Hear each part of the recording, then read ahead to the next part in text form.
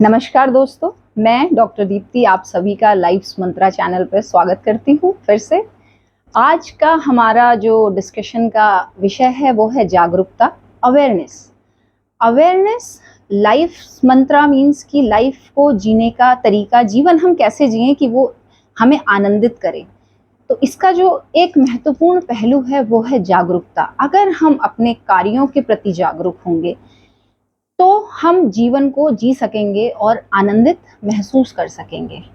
इसमें जागरूकता कैसी होनी चाहिए? सबसे इम्पॉर्टेंट बात जो है वो ये है कि जागरूकता किसके प्रति, क्यों और कैसे। तो किसके प्रति जागरूकता होनी चाहिए? जीवन को अगर आप सरल बनाना चाहते हैं, सुंदर बनाना चाहते हैं और आनंदित बनाना चाहते हैं तो जागरूकता आपकी स्वयं के प्रति होनी चाहिए। यदि हम स्वयं के ऊपर कार्य करेंगे तो हमारे लिए कुछ भी चीज़ इस जीवन में असंभव नहीं है और हमारे जीवन का जो अल्टीमेट टारगेट है वो है स्वयं को खुश रखना और आनंदित रखना। इसी में स्वयं के प्रति जागरूकता अगर है तो पहली जागरूकता क्या होनी चाहिए? आपको जागरूक होना चाहिए आपके शरीर के प्रति, आपको जागरूक होना चाहिए आपके विचारों के प्रति, आपको जागरूक होना चाहिए आपके व्यवहार के प्रति और आपको जागरूक होना चाहिए आपके आसपास के समाज के प्रति। अगर आप इन चीज़ों के प्रति जागरूक हैं तो आपका जो भी एक्शन इस समाज में हो रहा है उसका जो इफ़ेक्ट होगा वो हमेशा ही प्रभावकारी होगा और सकारात्मक होगा। जीवन एक प्रयोगात्मक शोध है जिसको हम एक्सपेरिमेंटल रिसर्च कहते हैं, जिसमें हम हमेशा कॉज एंड इफेक्ट का रिलेशनशिप देखने की कोशिश करते हैं। जीवन की हम अगर बात करते हैं और शोध की अगर हम बात करते हैं, जो रिसर्च है वो भी एक सिस्टमैटिक प्रोसेस है और एक सिस्टमैटिक जर्नी है, एक सुनियोजित यात्रा है जिसको अगर हम सही तरीके से प्लान नहीं करेंगे, सही तरीके से चीज़ों को निर्धारित नहीं करेंगे तो उसका जो इफ़ेक्ट आएगा, उसका जो प्रभाव आएगा हमारे कार्यों का, उस प्रभाव को हम समझ नहीं पाएंगे कि हमारे जीवन में ऐसा क्यों हो रहा है। इसलिए ये बहुत महत्वपूर्ण है कि हम जीवन के इस कॉज एंड इफेक्ट रिलेशनशिप को, कारण और उसके प्रभाव का जो संबंध है उसको सही तरीके से स्थापित करें और ये स्थापना तब होगी जब हम जागरूक होंगे। स्वस्थ शरीर में ही स्वस्थ मस्तिष्क का निर्माण होता है। आपको जागरूक होना चाहिए आपके शरीर के प्रति, आपको अपने शरीर में होने वाली बीमारियों के प्रति, आपको इस बात का ज्ञान होना चाहिए कि आप किस प्रकार की फिजिकल एक्टिविटी कर रहे हैं या कार्य कर रहे हैं जो कि आपके शरीर को या तो सकारात्मक रूप से प्रभावित कर रहा है या नकारात्मक रूप से प्रभावित कर रहा है। यदि आप अपने कार्यों को स्वयं नोटिस करना शुरू कर देते हैं तो क्या होता है, आप उसमें बदलाव कर सकते हैं, आप अपनी जीवन शैली में बदलाव कर सकते हैं, आप अपने खान पान में बदलाव कर सकते हैं, आप अपने रहन सहन में बदलाव कर सकते हैं और ये चीज़ें आपको शारीरिक रूप से स्वस्थ रहने में मदद करेंगी। दूसरा मुद्दा आता है कि विचारों में बदलाव। विचार जब तक सकारात्मक नहीं होंगे तब तक आपका जो कार्य है वो समाज के प्रति पॉजिटिव नहीं होगा, आपका जो व्यवहार है वो समाज के प्रति पॉजिटिव नहीं होगा। तो आपको विचारों के प्रति बहुत ही ज़्यादा अलर्ट रहना है।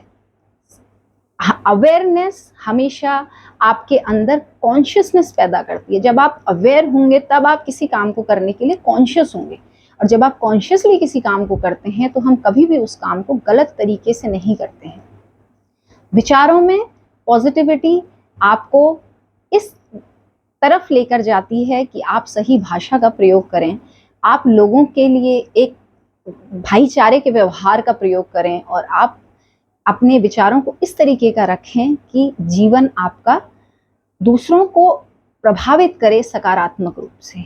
व्यवहार अपने आप ही बदल जाएगा यदि आप सकारात्मक हैं, आप पॉजिटिव हैं अपने विचारों में, तो आपका व्यवहार समाज के लिए अच्छा होगा और यदि आपका व्यवहार समाज के लिए अच्छा है तो समाज आपको ज़रूर एक्सेप्ट करेगा। आपके अंदर इस एक्सेप्टेंस की जो ज़ील है वो होनी चाहिए, आपके अंदर एक सकारात्मक सोच होनी चाहिए, आपके अंदर अपने व्यवहार के प्रति जागरूकता होनी चाहिए, आपके अंदर आपके स्वास्थ्य के प्रति जागरूकता होनी चाहिए। जब आप इन सभी चीज़ों के प्रति जागरूक हो जाते हैं, आप अपने हर एक एक्शन के प्रति जागरूक हो जाते हैं, अवेयर हो जाते हैं, आप अपने कामों को कॉन्शियसली करने लगते हैं, तो इस संसार में कोई भी चीज़ असंभव नहीं है। यदि आपको, हम कभी भी डिप्रेस हो जाते हैं, कभी भी हम बहुत खुश हो जाते हैं, क्यों खुश होते हैं? या किसी काम में हम बहुत एक्साइटेड हो जाते हैं, या बहुत ज़्यादा हमें मन नहीं करता किसी काम को करने का, तो ऐसा क्यों होता है? ऐसा इसलिए होता है, और उस समय आपने अगर नोटिस किया होगा तो आपके विचारों में, आपके भावों में और आपके फिजिकल जो अंदरूनी बदलाव हो रहे हैं, हार्ट रेट बहुत बढ़ जाता है, सांसें हमारी तेज हो जाती हैं, कुछ बहुत एक्साइटिंग हो रहा है या बहुत कुछ डराने वाला हो रहा है। लेकिन अगर उन चीज़ों को आप सजगता के साथ अपने जीवन में लागू करते हैं तो आप अपने बॉडी सिस्टम को बैलेंस रख सकते हैं। सबसे ज़्यादा ज़रूरी है बॉडी का बैलेंस, कि कैसे आप कॉन्शियस तरीके से काम करते हैं। आशा है कि आप इन सभी चीज़ों के प्रति, अपने जीवन के प्रति, अपने कार्यों के प्रति, अपने व्यवहार के प्रति, इस समाज के प्रति और आपके द्वारा किए गए कार्यों का इस सोसाइटी में पॉजिटिव इफेक्ट पड़ रहा है या नेगेटिव इफेक्ट पड़ रहा है। जब तक आप इस कारण और प्रभाव के संबंध को नहीं जान लेते, जीवन के दौर में आप इस यात्रा में क्या सही हुआ क्या गलत हुआ इसको समझने की कोशिश भी करेंगे तो वो थोड़ा सा मुश्किल हो जाएगा। लेकिन जब हम वेल प्लान्ड तरीके से अपने कार्यों को करते हैं, कारण और प्रभाव दोनों को ध्यान में रखते हुए कार्यों को करते हैं, तो ये हमेशा ही हमें आनंद की अनुभूति कराते हैं, हमारे आसपास के माहौल को अच्छा बनाते हैं, हमारे विचारों को शांत रखते हैं। और सबसे अच्छी बात है कि जब सभी चीज़ें हमारे आसपास की अच्छी होती हैं तो हमारा स्वास्थ्य अपने आप ही अच्छा होता है। तो हमें अपने स्वास्थ्य को उठाने के लिए, अपने स्वास्थ्य के स्तर को और अच्छा बनाने के लिए हर रूप में, चाहे वो शारीरिक हो, मानसिक हो और मनोवैज्ञानिक तरीके से हो या फिर सामाजिक रूप से हो, अपने व्यवहार को, अपने स्वास्थ्य को और अपने विचारों को इतना मजबूत और सुदृढ़ बनाना चाहिए कि हमारे किए गए कार्यों का इस ब्रह्मांड में, इस पूरे कॉस्मोस में एक पॉजिटिव प्रभाव पड़े। इसी बात के साथ हम आज की इस अवेयरनेस के वीडियो को यहाँ पे ख़त्म करते हैं। आशा है कि आप अपने आज के बाद के हर एक एक्शन को अवेयरनेस के साथ नोटिस करेंगे, और जब आप अवेयर होंगे तब आपको इस बात का पता चलेगा कि आपको किन किन चीज़ों के ऊपर काम करने की ज़रूरत है, या आपको किन किन पहलुओं पर ध्यान देने की ज़रूरत है, क्या कारण है जो आपको प्रभावित कर रहे हैं।